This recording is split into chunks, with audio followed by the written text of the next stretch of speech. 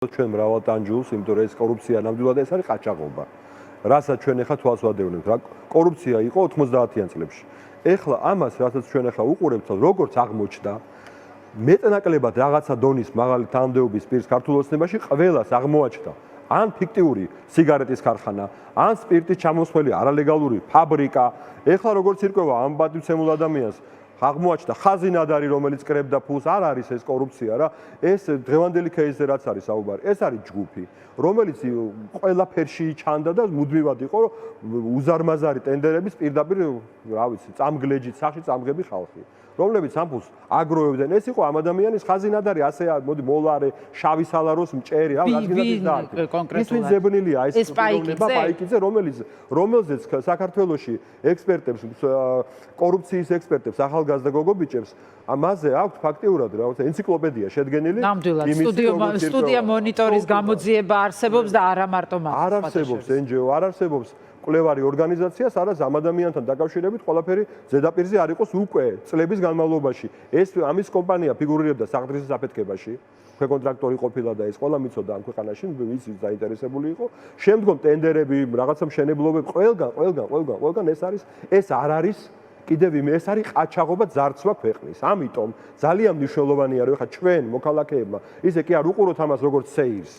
არ დადგება მანდ ობიექტური განაჩენები. ქართველმა ხალხმა უნდა დააყენოს ობიექტური განაჩენი. 4 ოქტომბერს რუსთაველის გამზირზე. 4 ოქტომბერზე ვისაუბრებთ. კაცმა, ქალმა, იმიტომ რომ ეს არის აღვირახსნილი ძარცვა და ამ რა თქმა უნდა მე გეთანხმებით თქვენ სწორად ბრძანეთ რომ ეხა ამ ნაძარცვის გაყოფაზე ერთმანეთს დააყარეს, ვიდრე ადამიანურ ენაზე ვილაპარაკოთ. მე ესეთი შთაბეჭდილება მრჩება, რომ თითქოს ჯიბე იცვლება. ვიღაცის ჯიბეში მიდიოდა ეს ფული, თუმცა მთავარი მათი პატრონი ეს არის ივანიშვილი. ვერსიები რომ აი მათ ფული მოიპარეს და აქედან წილი აქვს დასაბრუნებელი, ესეც მოგვისმენია და რომ ივანიშვილი ითხოვს ამ ფულს უკან. აი ახთა ყველაფერი ხო, რასაც ლევანი ხაბერი, რასაც ლაპარაკ, ყველაფერი ახთა ეხლა და აქ ჯიბე შეიძლება იცვლება, მე ერთმანეთი ჯიბეებში გადანაწილება, ის ჯიბე რომელიც საიდანაც ეს იპარება, ის ჯიბე უცვლელია, ის ჯიბე არის ჩვეულებრივი ქართველების ჯიბე. ხანდახან გამოხეული ზირთად სუღარიბი. აი იმ ჯიბეებიდან ამოდის ეს ფული. ქართველი ერის. მე ეხა ვის ჯიბე, რა თქმა უნდა, ბიზნეს გარეშე. ეგ არ გადაწყდება რაღაცას, როგორც ჩანს, გადაწყვიტა, ეხა შეცვლის, ეხა იმას ბევრი აქვს, ამას. ესეთია მოცემულობა და ამას ეხა აი თითქოს ფარდა, რაღაცა დიდი ფარდა ჩამოვარდა და ჩვენ ეჭვირო ქონდა, რომ აი ეს რაღაცა ხო არ ხდება, ყველაფერი თვალსაჩინო გახდა, ყველაფერი ხილული გახდა, აგერ წავასწარით.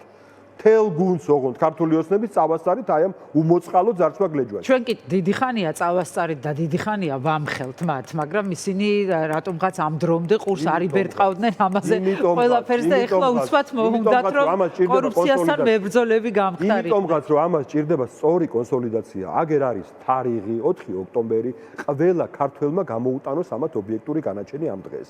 თვითონ ეგენი თავის მაინც დაინდობენ, სადღაც მაინც მოლაპარაკებენ. სადღაც პირველი არ არის, კაცო. იყო რაღაცა თავისიანების დევნა, ასეთი მასშტაბის ეს ნგრევაა, ეს აღარ არის დევნა, მაგრამ რაღაცა მასშტაბის იყო და იქ რამე ჩვენ ვნახეთ, რომ რამე დაბრუნდა ხალხის ბიუჯეტში რამე შევიდა. არა, რა თქმა უნდა, არა, ამიტომ ჩვეულებრივი მოქალაქეების საქმე გახდა ეს.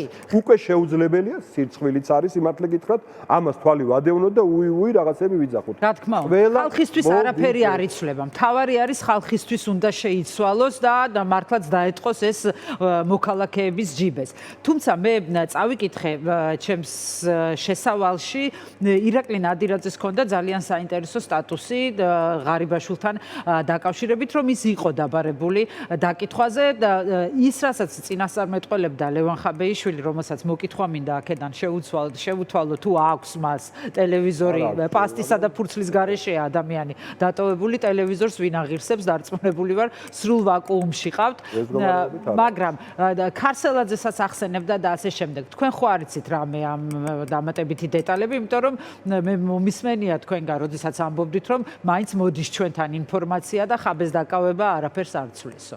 ნუ იცით რა არის, მოდით მე ის ვიცი, რომ მინისტრს რო დაკავდა მინისტრი და მისი მოადგილეები და ცოლი-ძმები და კონკრეტული იქ ასობით ადამიანის დაკითხვა ხდება ეგ დროს და რა თქმა უნდა ყველას დაბარებაც ხდება და ყველაფერი საერთოდ არ გამოურიცხავ რომ ღარიბაშვილი ეხაც დაკითხვაზე იმყოფებოდეს. აი ეხლა ჩვენ რო საუბრობ, საერთოდ არ გამოურიცხავ, იმიტომ რომ ყველა ეს ადამიანი მისი გარემოცვის წევრია. თქვენ მოიყვანეთ ხელისუფლებაში, ეს რა ქვია? მე არა, ნამდვილად არანაირი წვლილი არ მიმიძღვის ქართული ოცნების ხელისუფლებაში. უხრანი თუ რაც არის თავმოყრილი მინისტრის, მეორე მინისტრის მოადგილე, ჩვენ ხო არ მოგვიყვანია. ხო და ვინც მოიყვანა ის ეხლა რომ იკითხებოდეს და რაღაცა შეგრძნება კონდეს, რომ ცალიფეხი ციხეშია, საერთოდ არ გამოურიცხავ კი არა, ეს ბუნებრივიც არის. მაგრამ მე კვლავ იმას დაუბრუნდები, რომ ეს სერიალად ხო არ გადავაქციოთ, ეხლა კი უყურებთ, არის მართლა საინტერესო ობიექტურად პროცესი, ვიღაცები უყურებენ ამას მთელი საქართველოს, მათ შორის ოცნების მომხრეების თვალი და ყურიმი.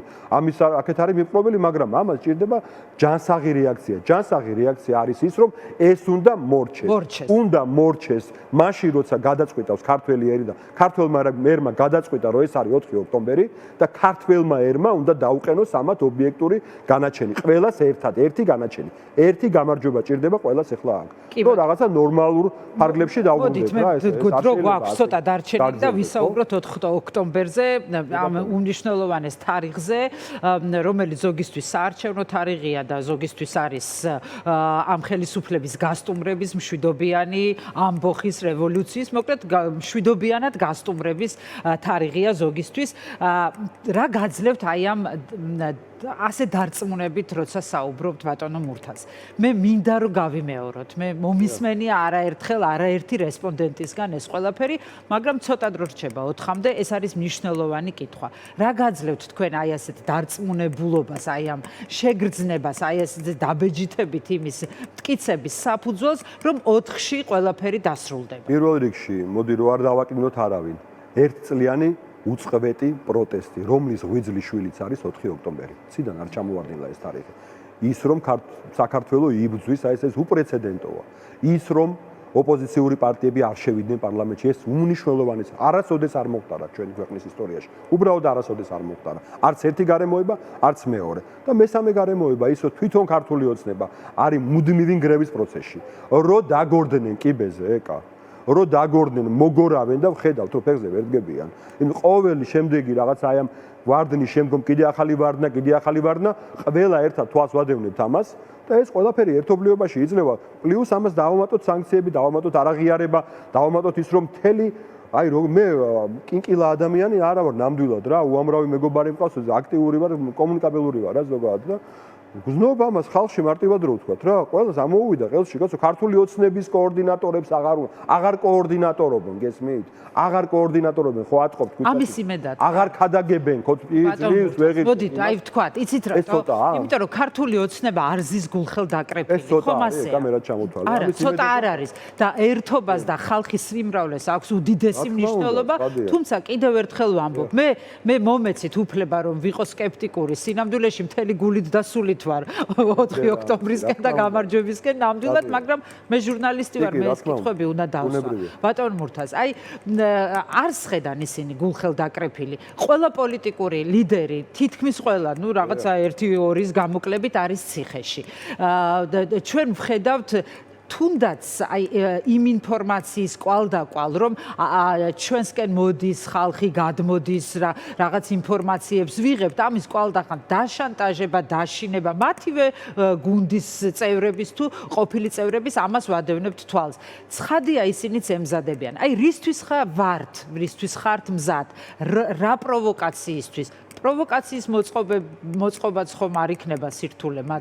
რისთვის ხართ მზად და როგორ ემზადებით ამისთვის? აბსოლუტურად ყველაფრისთვის.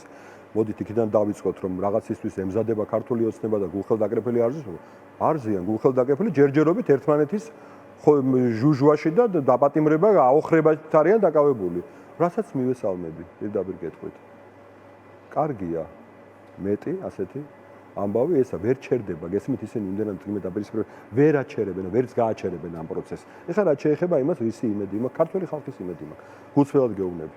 ქართველი ხალხის იმედი, რომელსაც მშვიდობიანი რევოლუციის განხორციელებია და ეს ქვეყანა ჭაობიდან ამოუყვანია ამ საშუალებით და კვლავ გრძნობ მზაობას, რომ იმავე საშუალებით. მშვიდობიანად ცხადია. პროდასავლური მშვიდობიანი რევოლუციის მეშვეობით მოშორდეს ივანიშვილი ხელისუფლებას და დამთავრდეს ეს მარაზმი. ნება დავარქვათ ეს რაღაცა დროის უკან დატრიალება.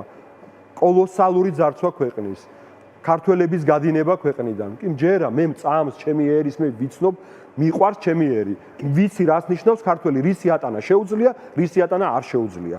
აი ამის მჯერა. ერთი წუთი გვაქვს და მე არ ვითხოვ დეტალებს, რა თქმა უნდა, არც მინდა ვიცოდე და არ არის საჭირო ამაზე მესმის ძალიან კარგად საჯაროდ საუბარი. მაგრამ გაქვთ თუ არა სტრატეგია და გეგმა, იმიტომ რომ ჩვენ შევკრებილ ვართ 100,000-ობით ქუჩაში, მაგრამ ვერ გავისტუმრეთ და ეს ბრძოლა გახდა ხანგრძლივი და აი უკვე მართლა 300 დღეზე მეტია და რამდენი ხანია უკვე ქუჩაში დგანან ადამიანები. ეხლა გაქვთ რაიმე განსხვავებული სტრატეგია და განსხვავებულმა სტრატეგიამ იმუშავა, ეკა ესე ხო არ ხდება ჩვენ ხო იცით რომ ჩვენ მედიაში ვერ დომინირებთ. იმიტომ რომ ობიექტურად ხელისუფლებას უყრია ყველა ეს და 100 მილიონს ასხამს აქ და ხო მომწიფდა, ხო ჩამოვიდა ეს თარიღი. თავისთავად ხო არ მოხდა, სწორმა სტრატეგიამ მოიტანა ეს.